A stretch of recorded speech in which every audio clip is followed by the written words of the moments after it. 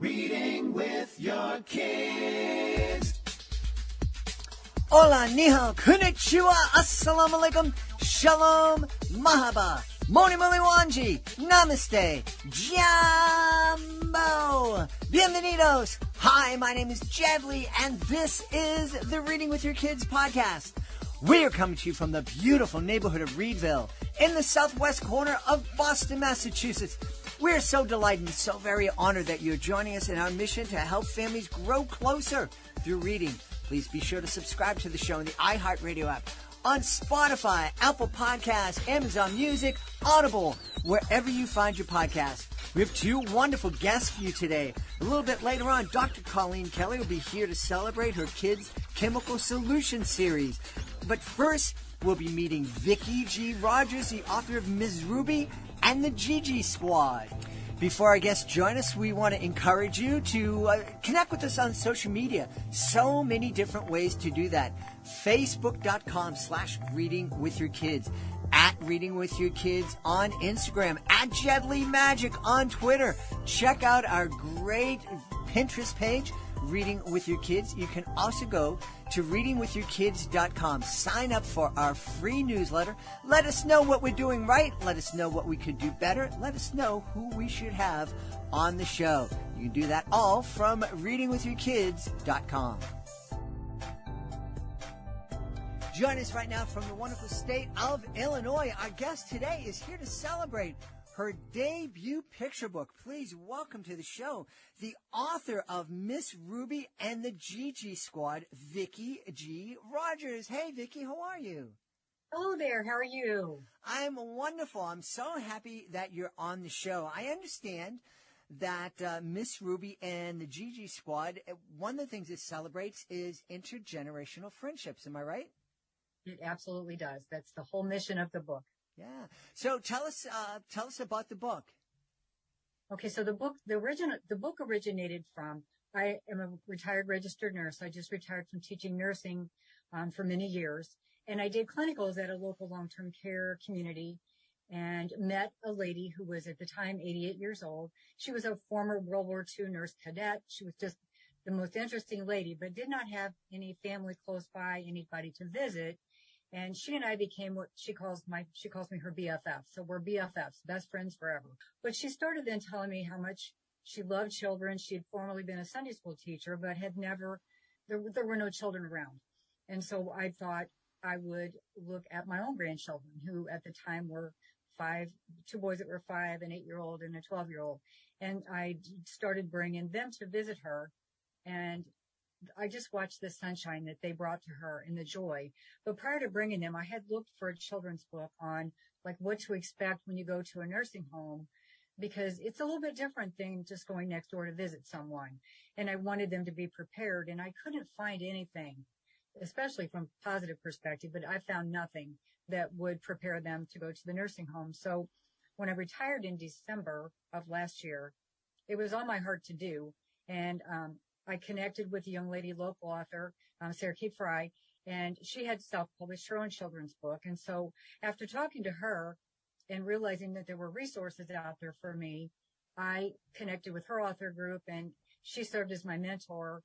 And I created a book that I feel it's just a beautiful book of explaining to children what it's like to visit a nursing home, but yet it explains the joy that they can bring to someone else just by showing up. Well, that's really exciting. It is very different and a very unique experience for a kid to visit somebody in a nursing home. But it's a part of life. And I think that as difficult as it is, certainly when we're talking about family, I think it's really important for us to encourage our kids to go and to spend time with their relatives in the nursing home.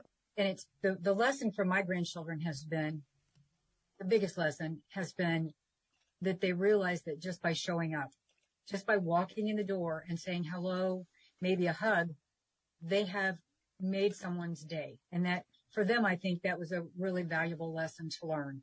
They don't have to spend any money, don't have to do anything other than just show up and be there for someone.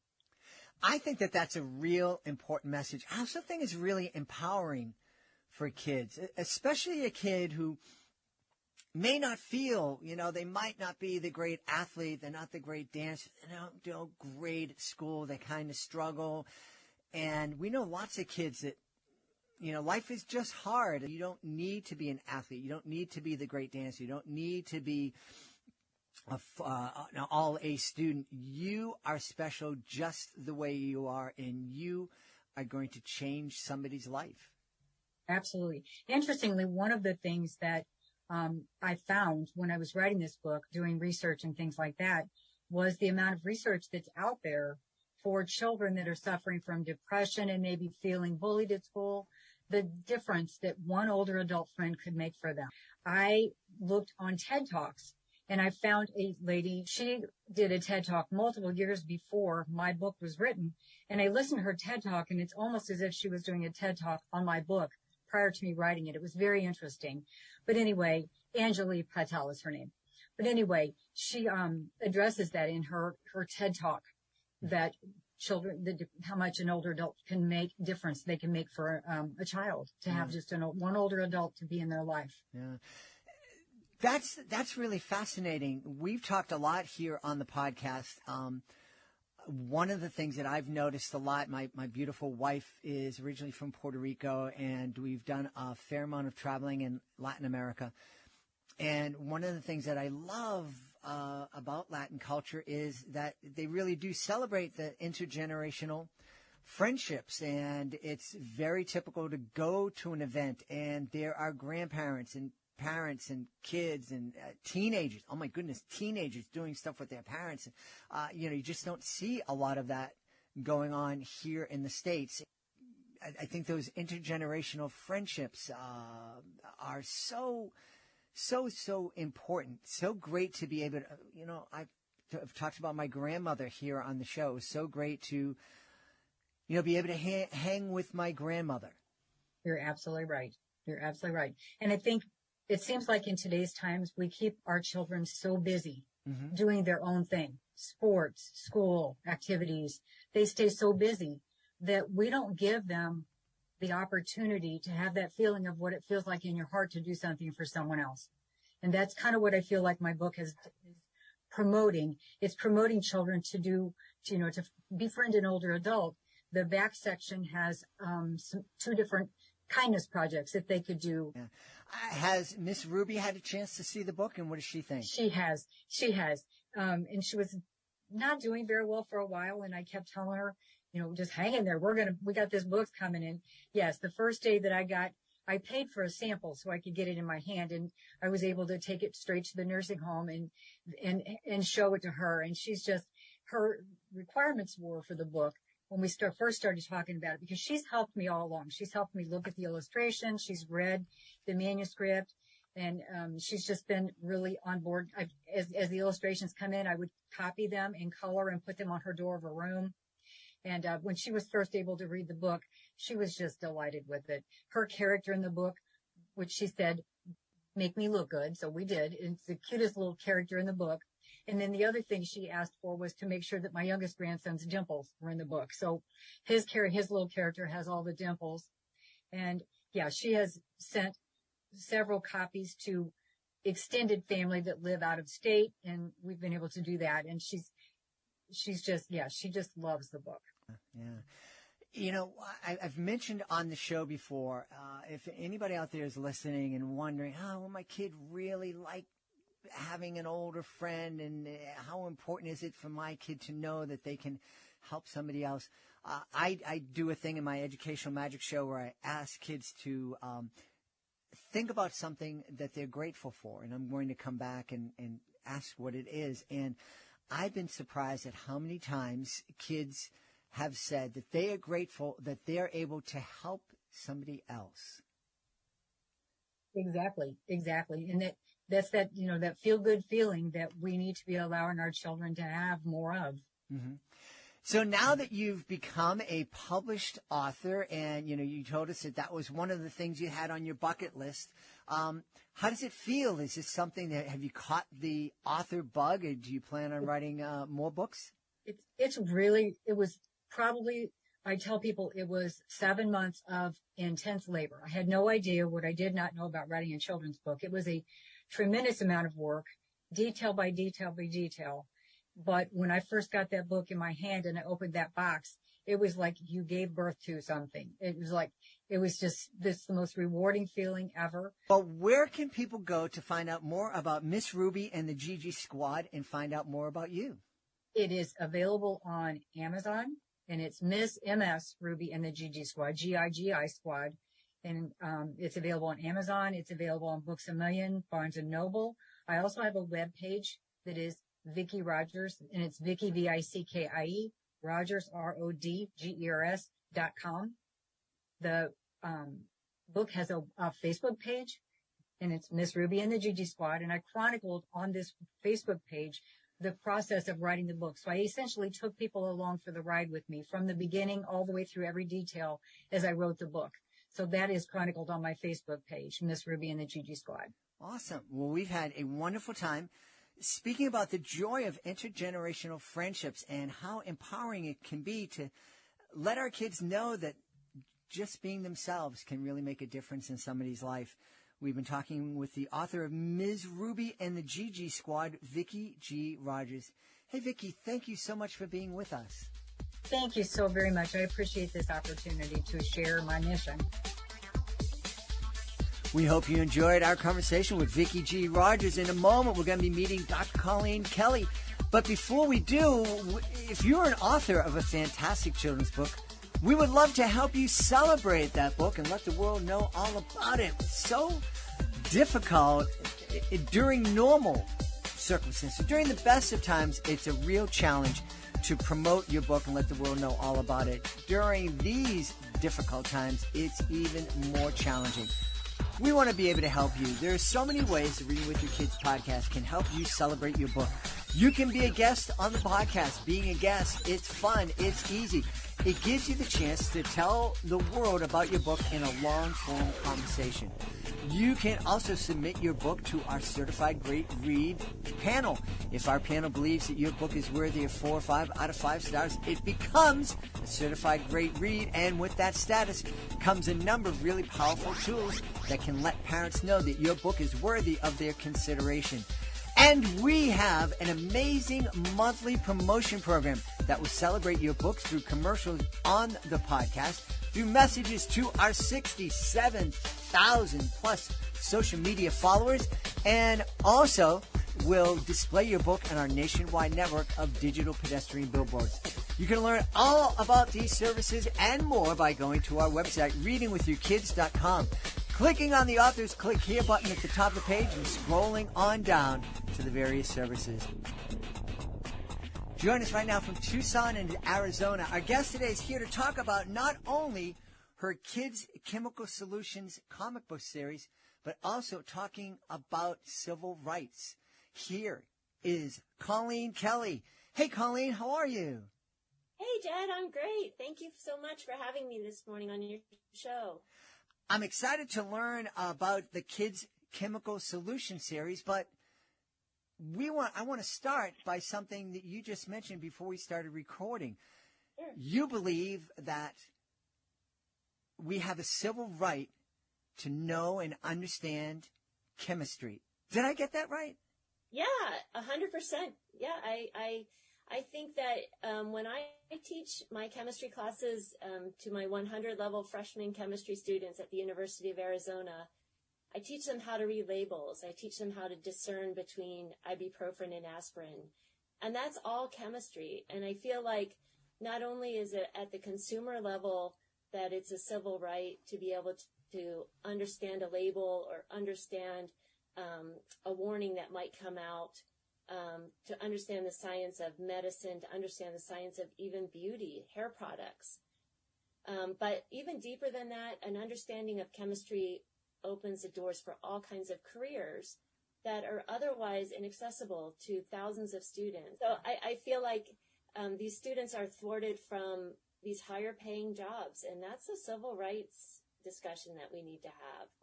LeVar Burton said something very similar on this podcast, that reading, the ability to read, is emancipating. that it's a civil right, because once you understand, once you learn how to read, you don't have to depend on others to give you information. You have the power to go out and research and investigate and get the information you need for your life, to make choices in your life. It's important for us to understand what's going on with chemistry. And I'm having a hard time articulating this because I don't know anything about chemistry. Well, first of all, I will give you a set of comic books, and you will be up to speed in no time. So that's on its way ASAP. But I agree with you completely. My students, I just love them. I mean, a lot of times I refer to them as my kids because I just see a sea of them. I've got a big auditory of them, and I just love them. And they always hear me say, soap is soap is soap. And they're like, Dr. Kelley, what does that mean? And I draw a molecule of soap, and I said, whether you paid $400 for it in a facial cleanser or 59 cents for it in detergent, basically soap is soap is soap. And that just opened, they said, so it really doesn't matter if I get Tide or I get the generic brand? I'm like, no, not really. And we break simple products down in my class and talk about what the molecules are, and they see, they become wiser consumers. Yeah. You know, as you were talking, soap is soap is soap. Yeah. Well, that's such an important idea to get across to our kids.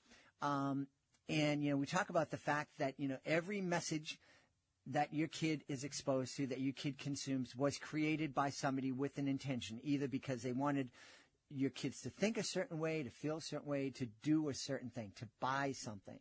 And so your kids are being bombarded with these messages that they need the fancy soap that smells really good, and it costs them $59. And don't you dare use Ivory soap because that only costs a nickel, whatever it is. Right. I agree. I think it's super important, and that's why, again, I'm on a mission now. I'm at a point in my career where I was a research faculty. I got tenure. I did all that stuff. Now this is my time to get this message across and make a change. And I think if I segue a little bit on how to make chemistry inclusive, one thing I uncovered when I had some of 8, 9, and 10-year-olds read my comic books, the level of chemistry that's in my comic books is college-level chemistry. So I just really wanted to see if the comic books, when read in their fun, quirky format, if kids 8, 9, and 10 could understand the concepts. And they did. I was astounded. And what I realized is that while a certain subset of chemistry is mathematical, for sure, most of it, the kind that deals with soap or vaccines, is not. It's symbolic. And it's a lot like reading music. And what I realized was happening with my 8, 9, and 10-year-olds is that their brains are pliable, and they can imagine the molecules dancing with the help of the comic books. They can imagine the molecules transforming. They can imagine them reacting, for lack of a better description. And that pliable brain and that imagination to see symbols, just like musical symbols, needs to start early. Again, very few musicians start playing an instrument in their 20s. And that's what we're expecting college chemistry students to do is, we put them in the game and say, go. And to teach that the only way I learned how to convey dancing molecules to these 20-year-olds was to tell stories. Wow. So that's where I came up with the comic books. The stories stuck. They could follow the story, and then they could kind of ease into the chemistry. Well, it makes perfect sense. We've talked a lot on this podcast about the power of story and about the fact that that's how human beings learn for eons, long before the written word was created, long before the printing press. We learned through stories. So that's the way our brains are wired. So kudos to you to make that connection. Tell us about the characters that we're going to meet in your series who are going to teach us about chemistry. I love my characters. So my characters were designed to look like the molecules or elements they represent. So in that way, it exudes inclusivity, because when you open my comic book, you might say, is this a Dr. Seuss book? because they're humanoid. The main characters, Poppy and Ray, are twins, and they're both radioactive. Poppy stands for polonium, and Ray is radium. One of their sidekicks is Big Ox, who represents oxygen, and I just love Big Ox because he's this big, puffy, jolly ox who stands on 2 feet, and he's often hungry for 2 electrons. But what I do love is that they don't have a gender, they don't have an ethnicity or a race. So really, anybody that picks up my comic books can connect because they are in the world of imagination. Yeah. Wow. I'm curious, what was the reaction of your colleagues when they discovered that you were creating this chemistry comic book series? It was great. I was doing it kind of on the side for a while, writing them, working on the characters, and my department chair and some of my colleagues caught wind of it, and they had an article published in the Chemistry and Biochemistry Alumni magazine about what I'm doing. They've been incredibly supportive. They're looking for donors to help me, get these published. So they're really rallying around it, the whole endeavor. So everybody's really excited. I'm doing this because I believe in it, and I really just wanted to get the comic books in the hands of. I want them in hands of everybody. Like I said, students 8 to 108. Mm-hmm. Teachers can learn from them, and then teachers can be confident in teaching a unit in chemistry. Parents can learn with their kids so that, it can be a family event. Yeah. And I love that you're making it accessible to folks 108, up around my age, because, I love the fact that there's so much, I'm realizing that there's so much in the world that I don't know and that I can still learn. But I have to be honest with you, I have no desire to sit down with a college textbook about chemistry. Yeah. But I might very well sit down and read a comic strip about chemistry. Well, you mentioned that it's the comic books haven't been published yet, but they're available to people who want them. So if people listening want to access them, how would they go about that at this time? And what someone would do is go on the website, and they have to purchase them sequentially because each episode builds on the next. Mm-hmm. So you can't read episode 4 alone and have it make sense. So you have to read 1, then 2, then 3, then 4. And then with each package, I offer a 30-minute Zoom so we can play games and talk and kind of uncover what you learned. And so that's part of my research and finding out, Jed, what did you learn? And I want to hear you become fluent. And when I hear you using words like hydrophobic, all of a sudden I'm super excited. Like he got it. So if folks want to do that, participate, where exactly did they go? What's the address that they go to? It's www.kidschemicalsolutions.com. Awesome. Well, we've had a great, fun time, and those are words that I've never thought I would use in connection with talking about chemistry. The Kids Chemical Solutions series, a great, innovative series of comic strips by Colleen Kelley. Hey, Colleen, thanks so much for being with us. All right, thanks, Jen. Please join us for the next episode of the Reading with Your Kids podcast. We'll have 3 incredible guests that you don't want to miss. K.M. Waldvogel will be here to celebrate spies, soldiers, couriers, and saboteurs, women of the American Revolution. We'll also be joined by Brendan Perlow and Jolie Selner. They'll be here to celebrate their graphic novel, Werewolves. That's the next episode of the podcast. Want to thank the folks who made today's show so very, very wonderful. First, I want to start by thanking our guest, Vickie G Rodgers. Please be sure to check out Ms. Ruby and the Gigi Squad. Also want to thank Dr. Colleen Kelley. Please be sure to check out her Kids Chemical Solution series. Want to thank my team, Alejandra Doherty, Fatima Khan, Rory Grady, I want to give a special shout out to Skylar Strauss, who edited our interviews today. Want to thank my beautiful wife for all the support she gives me. Most of all, we want to thank you.